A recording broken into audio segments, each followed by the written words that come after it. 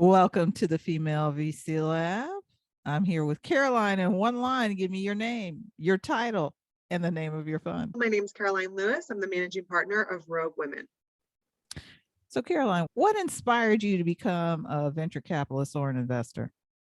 Yeah, like some of the people that you've had on before, I had a kind of a roundabout way of getting into venture. I think I had my own personal North Star moment. I was working in all places in West Virginia. That's a story for another time, but I was working there and I was working for her third company that she had started. And she asked if I wanted to help her start her fourth. I was young, hungry, I had no idea what I was doing. And I just said yes. And then I fell in love with entrepreneurship and kind of the startup life. I fell in love with being the person that's doing the accounting, sourcing products from China, cold calling hospitals. We're in the healthcare product business. And for me, I also got to see at that time how she employed over 400 people, which doesn't sound like a lot, but in a smaller place, it is really meaningful. And my own personal North Star of seeing how being part of entrepreneurship, innovation, building companies and building jobs really financially empowered people and gave them that self-confidence in their own life of contributing. And I fundamentally believe that through innovation and entrepreneurship, we can change communities. Fast forward, I ended up on the West Coast, got my MBA, started a company, shut it down, went into tech consulting, ended up working at Nike. And throughout that process, I met Tom Sperry, who's the managing partner of Rouge Ventures, which Rouge Women has spun out of. And I found him and I said, I want to learn everything I can from this guy. I want to start angel investing. I want to get closer to my North Star of helping startups. And so I would just harass this guy. I would take him out to breakfast and tell him what I was seeing in the markets and tell him what I was thinking about investing in and ask him to essentially for all his advice and wisdom. And after doing that for a little bit and making some of my own first angel investments, they were raising Fund 3 and he asked if I wanted to come on board. So that's how I got into VC. I don't know that I necessarily thought that venture capital was, and it certainly is not the only route to innovation and entrepreneurship, but I found that it can be incredibly impactful. And so really happy to be here in the VC space and specifically now a fund focused on investing in women. Wonderful. So you touched a little bit on your thesis, but what is your thesis and the motivation behind your thesis?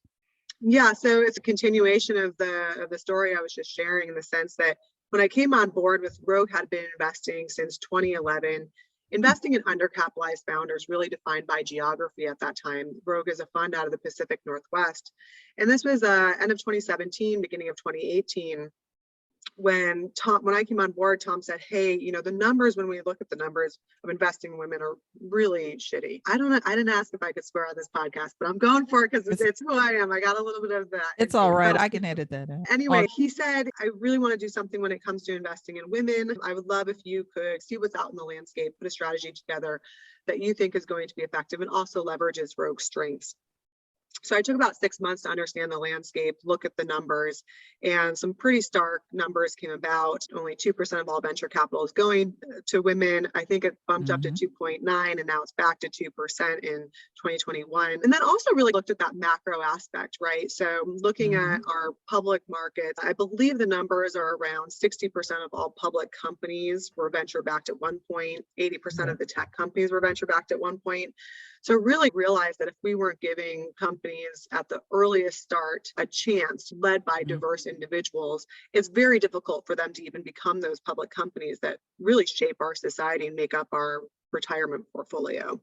So for me, as I was doing this research, looked at accelerators, incubators, I became so much more committed to why this needs to happen, not just because it's the right thing to do, but really because I truly believe it's beneficial for our society to give these starting companies a chance at the earliest stages. And when I looked at what was in the market, that first institutional check is very challenging for women founders, for all founders, 100%. But especially women founders. There's not a lot of funds in the current market that are willing to lead in that space as well. And there's not a lot of funds that have I'm very lucky. I have two partners that have been investing since 2011 and even before that. So two partners that have a lot of investing experience that adds a ton of value, especially to that early stage company, and Hmm. have co-investor network for the past 10 years that they've developed. So said, hey, I really want to take Rogue's strength, and you guys have always invested in undercapitalized founders. Let's just define undercapitalized founders by demographics, specifically gender, and apply everything that we do to really helping that early stage female founder. They were completely on board. And also as part of that, I wanted to make sure that we got more women into this asset class. And I know there's quite a few organizations that are doing great jobs doing that, but we made it that we wanted a separate fund for three main reasons. First and foremost, we believe that if you want to make change, you have to be extremely intentional about it. And we wanted to go out on a limb and say, we believe that backing women is not just the right thing to do, but it's going to make a huge financial return. It's a good market arbitrage opportunity, especially in the current market that we're in. In True. addition, we wanted to invest earlier than our main fund did. And we also wanted to make sure that as part of this investment thesis, we wanted 50% of our LPs to be women. And many of the women in my network were new to the VC asset class. Hmm. The typical 250 minimum was a pretty big stretch for someone who's just new to the asset class. Right. So we want to have a more reasonable minimum for them to. So that was the genesis of the Rogue Women's Fund, how it has evolved a little bit moving forward into Rogue Women's Fund 2. So our thesis is we invest in women-led tech companies. So we don't really Hmm. do any consumer products, women-led tech companies across the US at the early seed stage. We define that as the company raising that $500 to $2 to $3 million round, has their product developed, maybe Hmm. some revenue or line of sight to revenue, and we will come in, we can lead, we can co-lead, we can participate in the round, and write a sizable check into that round. Hmm. Other than that, we're pretty generalist. We do have 5 areas of focus: equity tech, health tech with specific focus on women, what I call the archaic industry tech. So think of commercial construction, insurance, some of those industries that haven't really been Manufacturing. evolving. Experience tech, so that's really anything that's bridging the gap between the virtual and physical spaces in which we Hmm. live, work, and play. Hmm. And the caring economy, so the aging and childcare spaces as well. Oh, interesting. That's interesting. Thank you for sharing that. So, what are you currently learning or listening to or reading these days? Yeah, I think I think many of us who are on the VC side, especially who've been operators or just even are the investing managers, I think we're always, the nature of VC is we're always thinking about the future and questioning Hmm. how things are going to work, and really pushing kind of the boundaries of what exists right now. So for me, one of the things I to do is just learn a lot from the people that are in my networks. I find that both on the entrepreneur side and investor Hmm. side, there's so many brilliant people in how they're thinking about the world, how they're looking at the world, how they're pushing what can be possible.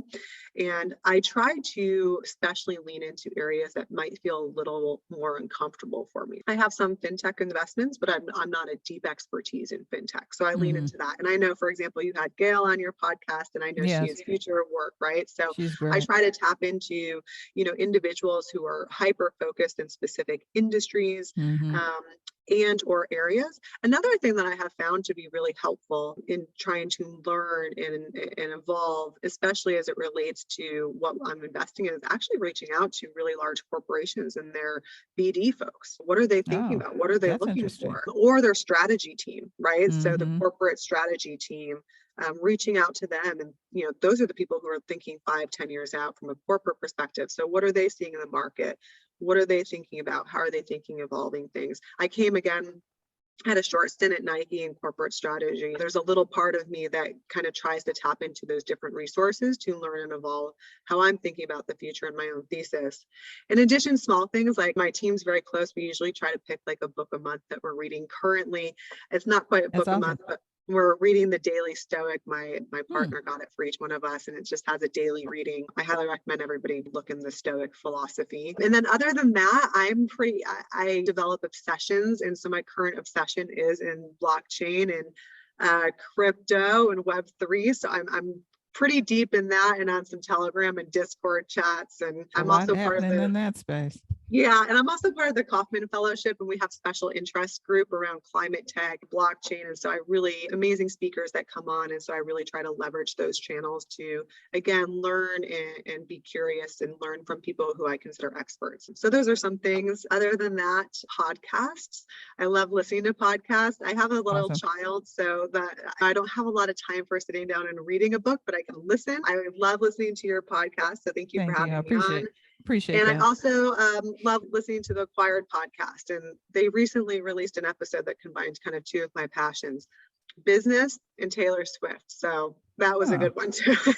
you mean how she's recreating her masters or something? I mean, There's a lot going on with Taylor Swift. that woman's got some business smarts on her. So She does. She absolutely does. 100%. yeah, I'm not gonna lie, it's one of my dreams. I hope that one day she invests in one of my funds. That would be awesome. I'm putting it out in the universe. Why not? Right. Yeah. So here's the bonus question. Happens to Okay. everybody. In 2 years, when we're talking again, but hopefully we'll be talking before that, how do you see investing or VC having evolved or changed?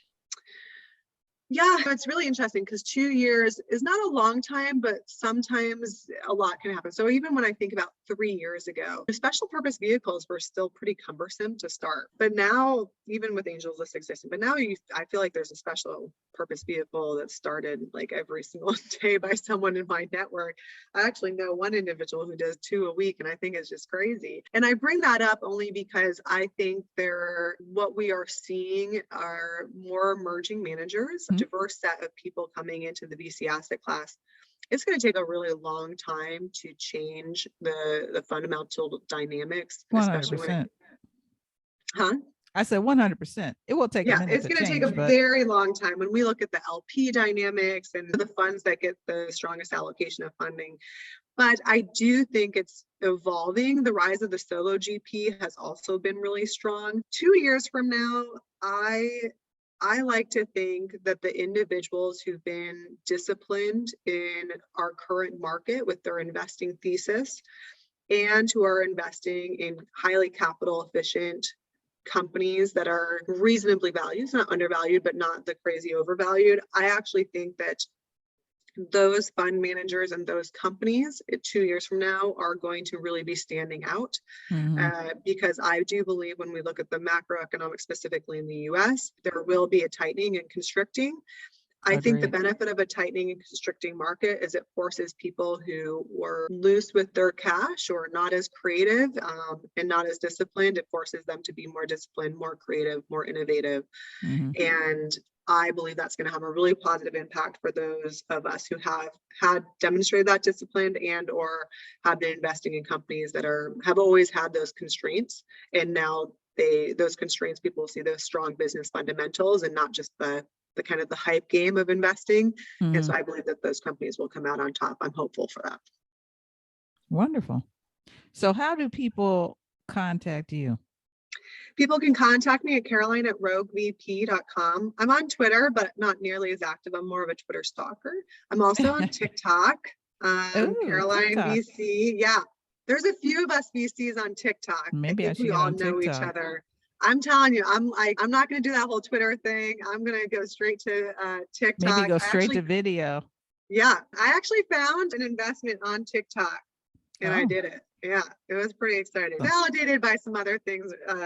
It wasn't just a straight investment off TikTok, but I did do my due diligence. And then on LinkedIn, of course. So I'm always open to whoever wants to reach out. I always try to get back to people. All right. Thank you so much, Caroline from Rogue Venture Partners, for being my guest on the Female VC Lab podcast. Thank you, Barbara, so much for having me. I love this podcast. Thank you. Appreciate that.